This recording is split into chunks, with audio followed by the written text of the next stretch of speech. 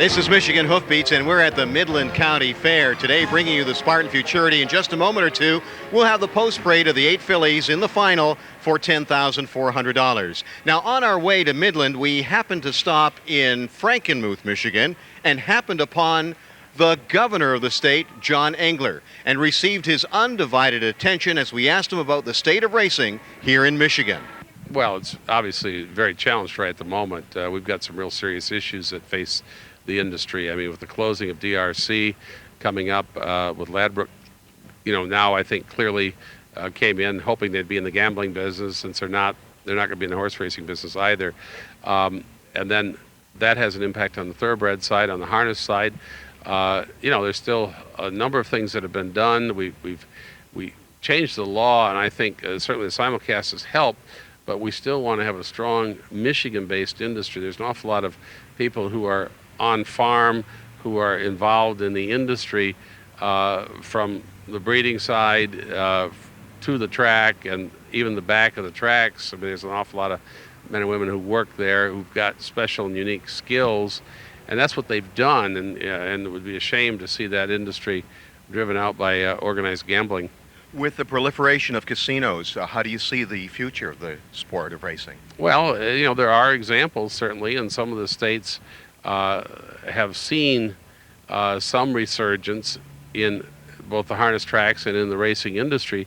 I'd like to see that. It's a historic industry in this state. It goes back an awfully long time, but we frankly need some facilities, and we need some ownership that's committed to making it competitive. I mean, that's what has to happen when you've got an industry where the demographics are working very, very much against the industry's future. And when you go to a track, you'll see the age of the people who are there. It isn't something that's bringing the Generation X crowd out. It isn't bringing the baby boomers out particularly. And so, some of that promotion and marketing skill might make a big difference.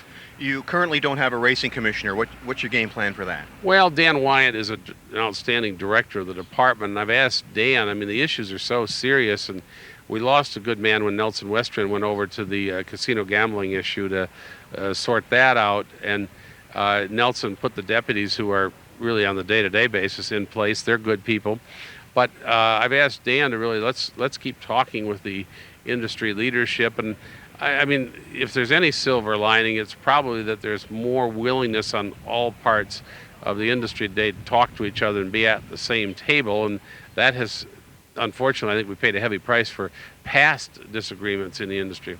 Just two more questions. One is the industry is looking for a level playing field with the casinos. It has been proven in other states that having machines in the racetracks, which right now there's parking there, they are regulated. What is your position on perhaps having slots inside the racetracks? Tracks are not going to become casinos. They won't become a casino, but that's right, they won't. But are the slots a possibility or not at all in your mind? We find the slots at the casinos. We find the racing at the tracks. Okay, and the two don't mix in your mind? They do not. Okay, and one final thing. There is legislation pending, I understand, to take out more money, or at least Michigan, in the racing industry, takes out less money on exotic wagers than any other state. And that extra money could go towards the industry in the form of purses and promotion. What is your plan for passing that legislation?